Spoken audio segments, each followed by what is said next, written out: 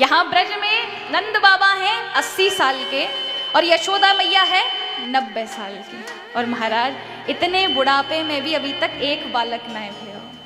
प्रतिदिन न जाने कितने तीर्थ कर लिए बाबा ने, केवल इसी आशा से एक बालक है जाए, एक बालक है जाए। जा कहूँ को ब्रजवासी को बालक की खबर सुन लेते हैं तो बड़े दुखी हो जाते हैं, मेरो बालक ना भयो भैया, इतने बुढ़ापे में मेरो कोई बालक नहीं हुआ।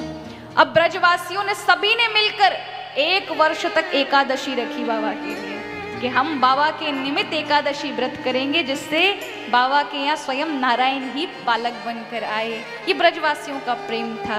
लेकिन एक दिन सांडल ऋषि बड़े बड़े अपने सभी ब्राह्मणों को लेकर के नंद बाबा के यहाँ आए।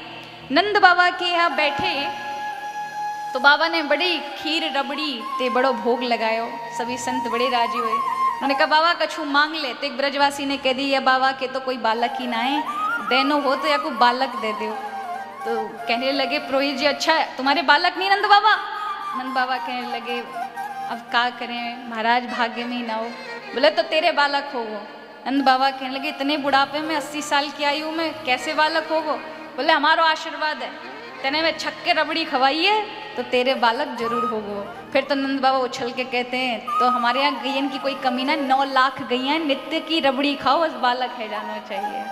फिर क्या था महाराज, संतों का आशीर्वाद और बाबा की भक्ति फलीभूत हुई कि आज स्वयं ठाकुर जी ही रात्रि में आ गए और कहू को पतो ही नहीं चली, सब सो रहे थे।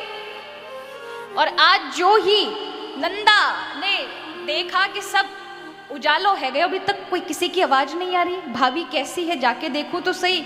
ये नंदा नंद जी की बहन है। नंद बाबा ने पहले ही 6 महीना पहले अपनी बहन को बुलाई लियो कि तू सेवा कर, अपने यहाँ बालक है व्यवहार तो तू जो चाहेगी सो तो को मिलेगो। तो यहाँ नंदा सुनंदा आती हैं दौड़ कर भाभी के कमरे, यशोदा जी के कमरे जाती हैं तो देखती है नील मणि की तरह एक नन्हा सा सुकोमल बालक अपने पैरों को चला रहा है।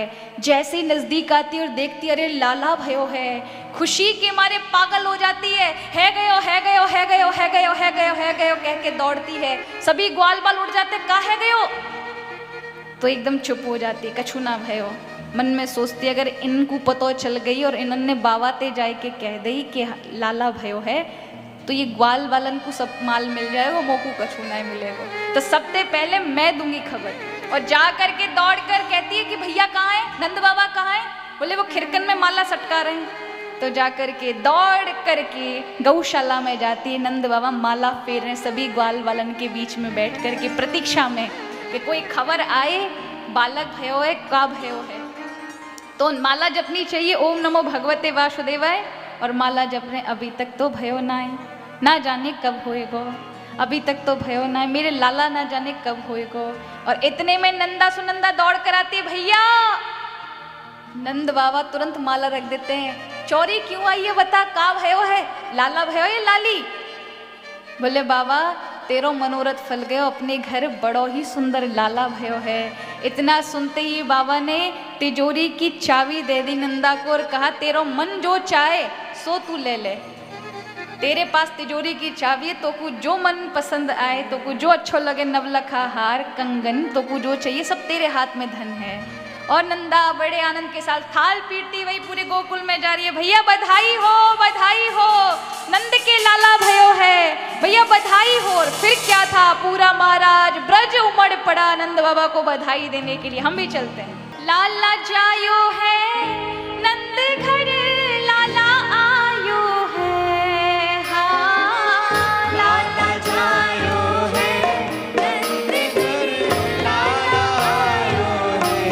कि ब्रज में है रही जय जयकार, नंद घर लाला जायो है।